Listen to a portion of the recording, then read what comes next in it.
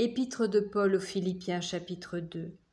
Si donc il y a quelque consolation en Christ, s'il y a quelque soulagement dans la charité, s'il y a quelque union d'esprit, s'il y a quelque compassion et quelque miséricorde, rendez ma joie parfaite, ayant un même sentiment, un même amour, une même âme, une même pensée.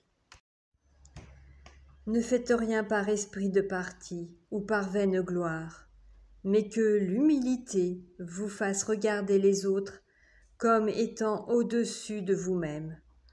Que chacun de vous, au lieu de considérer ses propres intérêts, considère aussi ceux des autres.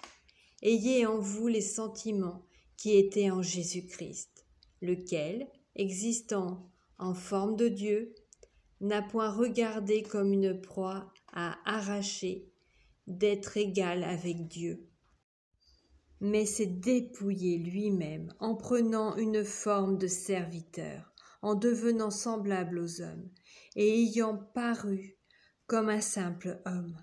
Il s'est humilié lui-même, se rendant obéissant jusqu'à la mort, même jusqu'à la mort de la croix. C'est pourquoi aussi Dieu l'a souverainement élevé et lui a donné le nom qui est au-dessus de tout nom, afin qu'au nom de Jésus tout genou fléchisse dans les cieux, sur la terre et sous la terre, et que toute langue confesse que Jésus-Christ est Seigneur, à la gloire de Dieu le Père. Ainsi, mes bien-aimés, comme vous avez toujours obéi, travaillez à votre salut avec crainte et tremblement, non seulement comme en ma présence, mais bien plus encore maintenant que je suis absent. Car c'est Dieu qui produit en vous le vouloir et le faire, selon son bon plaisir. Faites toutes choses sans murmure ni hésitation, afin que vous soyez irréprochables et purs, des enfants de Dieu, irrépréhensibles, au milieu d'une génération perverse et corrompue, parmi laquelle vous brillez comme des flambeaux dans le monde, portant la parole de vie, et je pourrai me glorifier au jour de Christ, de n'avoir pas couru en vain ni travaillé en vain. Et même si je sers de libation pour le sacrifice et pour le service de votre foi, je m'en réjouis. Et je me réjouis avec vous tous. Vous aussi, réjouissez-vous de même et réjouissez-vous avec moi. J'espère, dans le Seigneur Jésus, vous envoyer bientôt Timothée, afin d'être encouragé moi-même en apprenant ce qui vous concerne. Car je n'ai personne ici qui partage mes sentiments, pour prendre sincèrement à cœur votre situation. Tous, en effet, cherchent leur propre intérêt et non ceux de Jésus-Christ. Vous savez qu'il a été mis à l'épreuve en se consacrant au service de l'Évangile avec moi, comme un enfant avec son père.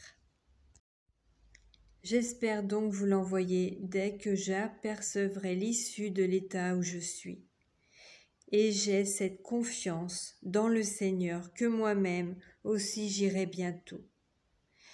J'ai estimé nécessaire de vous envoyer mon frère Épaphrodite, mon compagnon d'œuvre et de combat, par qui vous m'avez fait parvenir de quoi pourvoir à mes besoins.